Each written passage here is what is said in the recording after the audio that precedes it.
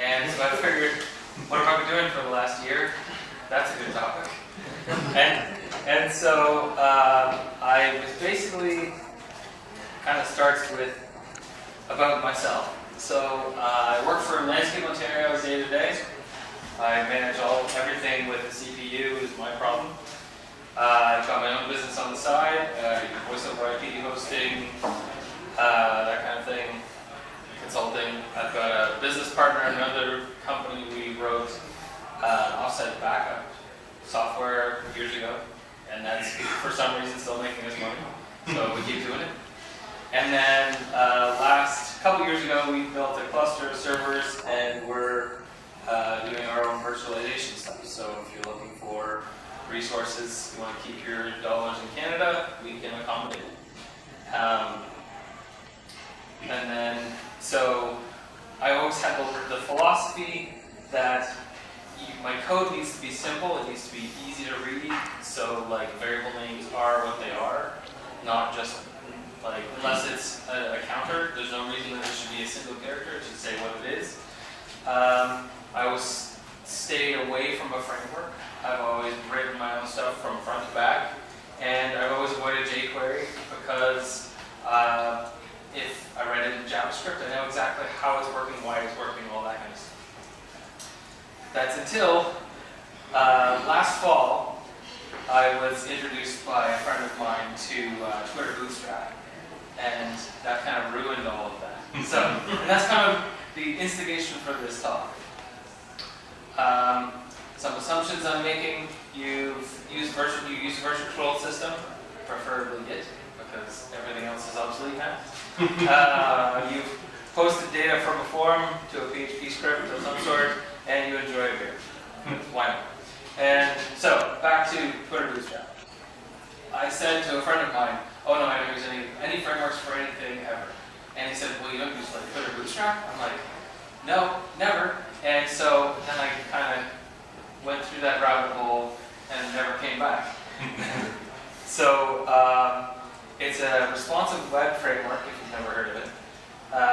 It's very easy to integrate into any project you're doing. And for a developer like me, it adds a little bit of style to something that has zero style, just function. It's fully open source, so you can modify it. You can make the styles that are there your own. If you've got a designer on top of it, you can take the Twitter Bootstrap as your starting point to make your responsive website, and you can easily add whatever markup you want to it. So you can change fonts, you can change the look of how a pop-up or a modal or whatever you've got as their controls. Your designers can take that and go to whatever degree you want. But it's an excellent starting point to get whatever idea you have as a developer to a functional, usable point. So now I've got, at Landscape Ontario, for example, I've got a staff of 32 people that went from this system kind of works to, oh my god, I get it now. Because I've got a control for everything and I don't have to think about the design aspect of it, because there's only one of me there. I can crank out whatever I need to make, and there is a way to display it easily using Bootstrap. It also handles the cross-browser problem. So for the longest time, my staff were only able to use Firefox because I refused to do everything 4 times to make it work in IE, Chrome, and everything else. Now, because I'm using Bootstrap and reluctantly jQuery, everything works everywhere. So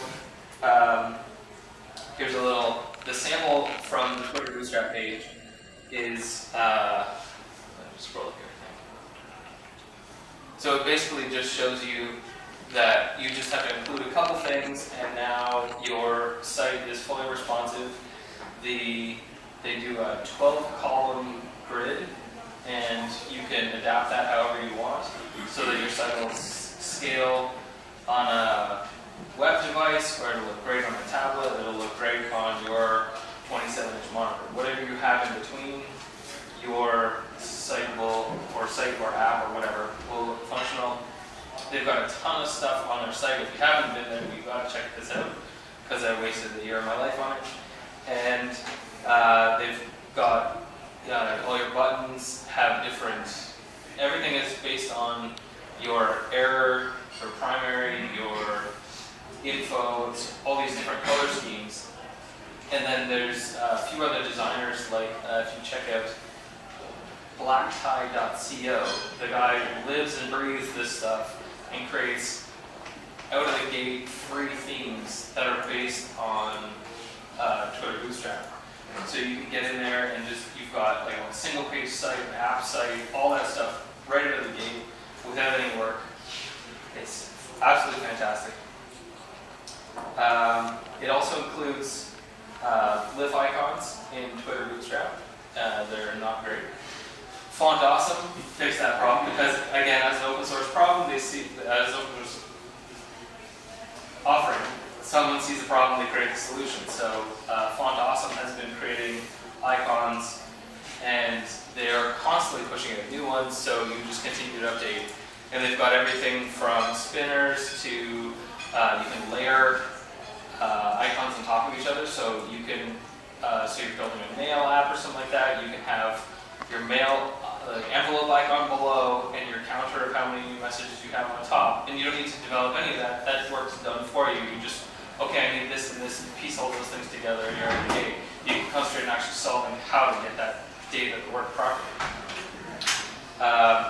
It uses jQuery for all of the interactivity. And so for me, coming from working solely with JavaScript, that was kind of an issue. So I had to learn jQuery, which sounds,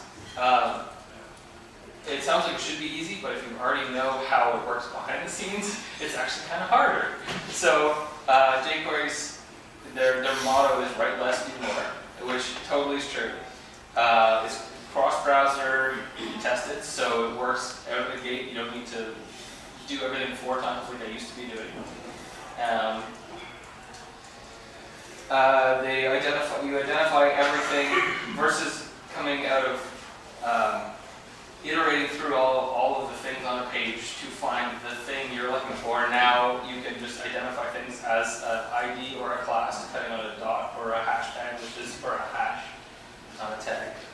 It makes things very simple. So this would be like some of my old code that I had back in the day. There's lots of, like, I have to go through and get, go through a response XML to figure things out, and it's just kind of a nightmare. And that simplified to dead simple, easy to read jQuery, because now, I mean, my other hesitation jumping into jQuery back in the day was the devices couldn't handle it. Now, everyone has more than enough CPU power on their phone, on their computer, so I've lost all that reluctance to jump into this stuff.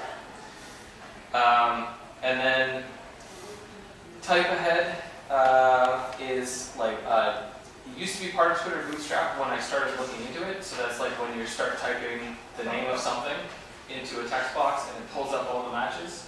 And now it is its own sub-project because these guys who wrote typeahead.js, according to the Twitter Bootstrap people, they did it better, so we're not going to support it anymore. Go to them.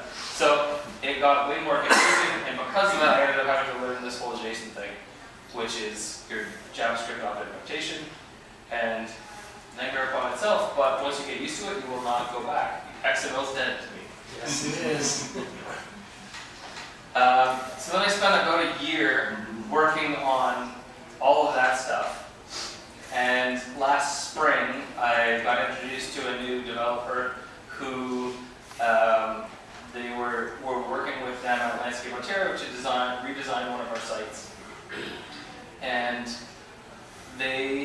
he was basically everything I've said before, like I write PHP from the ground up, I do JavaScript this way. He was exactly the same way I was, and he had to hire somebody. And that's one thing I've never had to figure out is how to share my workload with someone. And so the one thing he said was they switched to using this framework called Laravel,